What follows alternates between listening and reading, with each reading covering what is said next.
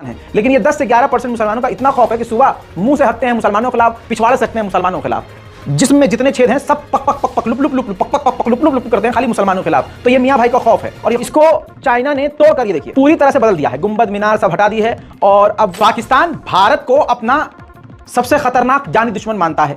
इसी तरह से भारत भी पाकिस्तान को दुश्मन की नीयत से देखता है। इसीलिए भारत जब भी कोई हथियार बनाता है और उसको तैनात करता है बॉर्डर पर, तो उसका तोड़ पाकिस्तान तुरंत ढूंढना शुरू करता है। कई ऐसे देश हैं उसके दोस्त जिससे वो उसका तोड़ ढूंढ लेता है, जैसे चाइना और तुर्की। दोस्तों, अब बड़ी खबर ये आ रही है कि भारत ने जो अपने अर्जुन टैंक और खतरनाक बख्तरबंद गाड़ियां एडवांस लेवल की जो पाकिस्तान के बॉर्डर की तरफ तैनात की हुई हैं, उसका भी तोड़ अब पाकिस्तान निकाल रहा है। पाकिस्तान ने पिछले 2-3 सालों में तुर्की से हथियारों की बड़ी डील की है, जिसके बाद बड़े बड़े हथियार, यहां तक कि नेवी शिप भी उसको जो है मिले हैं तुर्की की तरफ से, और आगे भी कई हथियार इसी तरह से सालों साल मिलते रहेंगे। हाल में ही जो एक नया हथियार लेने की कोशिश की है, जो पाकिस्तान की कोशिश कामयाब रही है, वो है एंटी टैंक गाइडेड मिसाइल, जो कि छोटी दूरी से लंबी दूरी तक वार कर सकती है।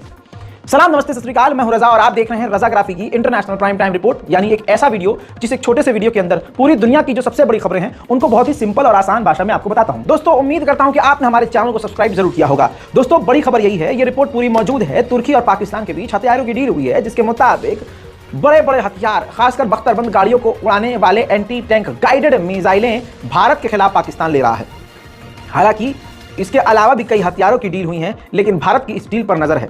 तुर्की छोटे मोटे हथियार बनाने वाले देशों में से नहीं है। तुर्की के कई खतरनाक ऐसे हथियार हैं जो दुनिया को भौचक्का कर देते हैं। ऐसे में पाकिस्तान का तुर्की के बेहद करीब हो जाना और लगातार हथियारों की डील करना भारत के लिए अच्छी खबर नहीं है। वहीं पाकिस्तान के खैबर पख्तूनख्वा के इलाके में एक सुसाइड अटैक हुआ, जिसमें 3 पाकिस्तान के फौजी और 2 पाकिस्तान के आम नागरिक मारे गए, और इससे ज्यादा भी मरने वालों की संख्या बढ़ सकती है, क्योंकि कई लोगों की हालत गंभीर है। पाकिस्तान की आवाम बेचारी खुद इतनी परेशान है, सबसे ज्यादा मुसीबत में तो पाकिस्तान की आवाम है। बेचारे सोशल मीडिया पर और ऑनलाइन बैठकर सच बोल नहीं सकते कि पाकिस्तान में इनके इतने बुरे हालात हैं।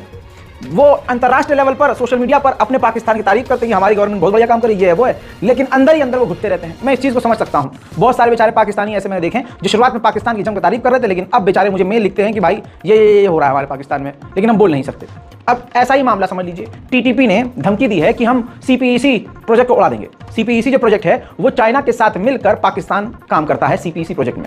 अब पाकिस्तान के संगठन तहरीक-ए-तालिबान पाकिस्तान ने गवर्नमेंट को ही धमकी दी है कि अगर इस प्रोजेक्ट से कमाए जाने वाली रकम से 5% टैक्स हमें नहीं दिया तो हम इस पर हमला कर देंगे।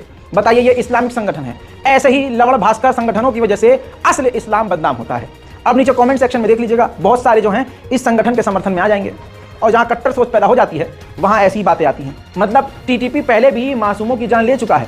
अब आप सोच के देखिए, भले ही गैर इस्लामिक लोग मरे इस हमले में, जो हमला करेगा अगर जो धमकी दे रहा है, तो क्या वो गुनाह नहीं होगा?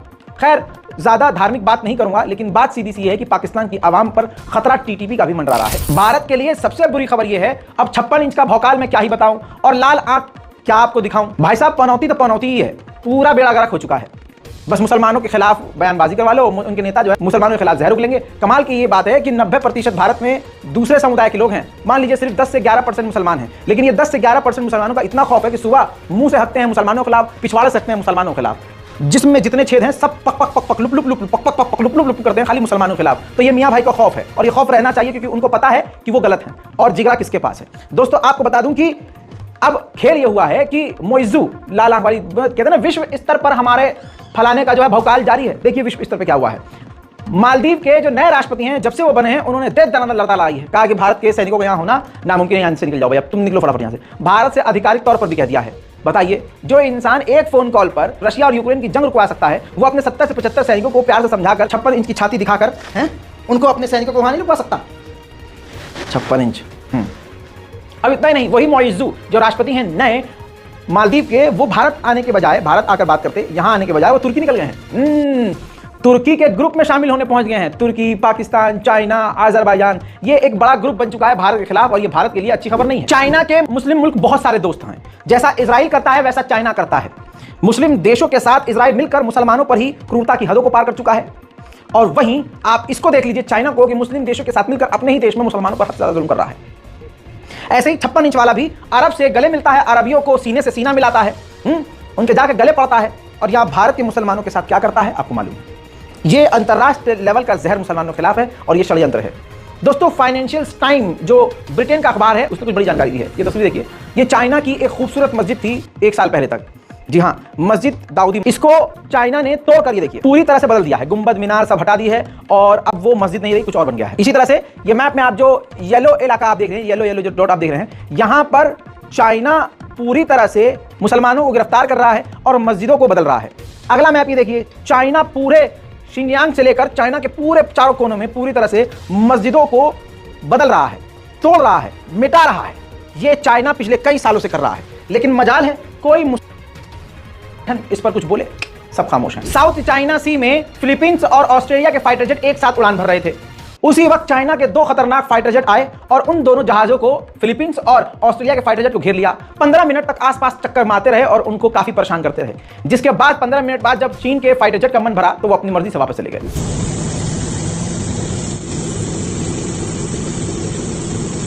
वहीं ताइवान ने अपने ही 10 सैनिकों को गिरफ्तार किया है। इल्जाम यह है कि वो 10 के 10 सैनिक जासूसी कर रहे थे चीन के लिए। उधर श्रीलंका के पोर्ट पर पैर अपने चीन जमा रहा है। $4.5 बिलियन का ऑयल रिफाइनरी जो है श्रीलंका के पोर्ट पर बनाएगी चीन की एक प्राइवेट कंपनी। अब सुनिए यूक्रेन और रूस का मामला। यूक्रेन जो है एक ब्रिज को हमेशा निशाना बनाता है, क्रीमिया ब्रिज, जो क्रीमिया के इलाके को और रशिया को जोड़ता है।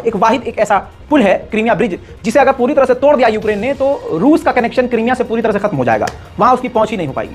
ऐसे में अब चाइना और रशिया मिलकर काम कर रहे हैं कि वो पुल की बजाय समुद्र के तल से जो जमीन है उसकी गहराई के अंदर पूरा एक टनल बना देंगे, एक सुरंग बना देंगे, जिसके अंदर गाड़ियां निकलेंगी, गाड़ियां जाएंगी, गाड़ियां आएंगी, लोग ऐसे ही आएंगे जाएंगे और उस पर हमला करना यूक्रेन के लिए नामुमकिन होगा। उधर चाइना ने अबू धाबी में पूरी दुनिया का सबसे बड़ा सोलर फार्म बना दिया है, यानी सबसे ज्यादा सोलर पैनल किसी जगह पर इंस्टॉल है एक साथ, जो आसमान से देखने पर नीचे ऐसा लगता है कि पूरा सोलर खेती है भाई साहब।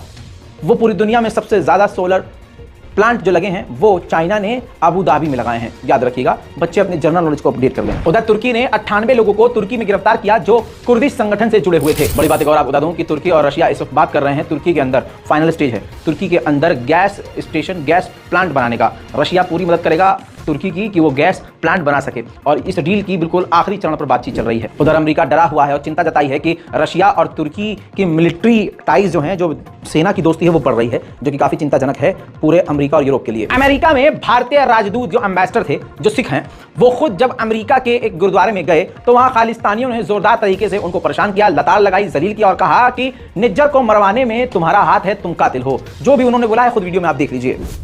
ਤੁਸੀਂ ਹਰਦੀਪ ਸਿੰਘ ਨਿੱਜਰ ਦੇ ਤੁਸੀਂ ਕਾਤਲ ਹੋ। ਪੰਨੂ ਤੇ ਤੁਸੀਂ ਮਨਾ ਕਰਵਾਉਣ ਨੂੰ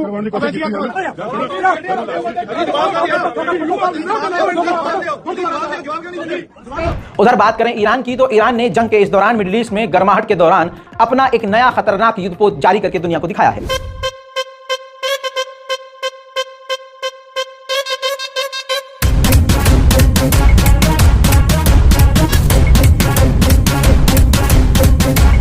खबर यह है कि जब से यूक्रेन और रशिया की जंग चल रही है 57,000 रूसी लोग खुद अमेरिका में ही जाकर बस गए हैं। वहीं दोस्तों रशिया के सूची के इलाके में जबरदस्त बाढ़ आई है दोस्तों।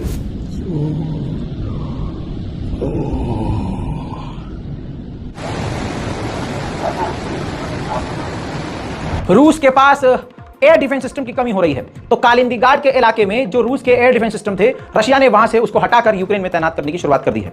ये रूस के समर्थकों के लिए अच्छी खबर नहीं है। उधर फिनलैंड के प्रधानमंत्री ने धमकी दी है कि अगर हम चाहें तो रूस का आखिरी बॉर्डर भी बंद कर सकते हैं। अंतरराष्ट्रीय प्राइम टाइम रिपोर्ट में आज के लिए इतना ही। इस रिपोर्ट को शेयर करना मत भूलिए। जय हिंद।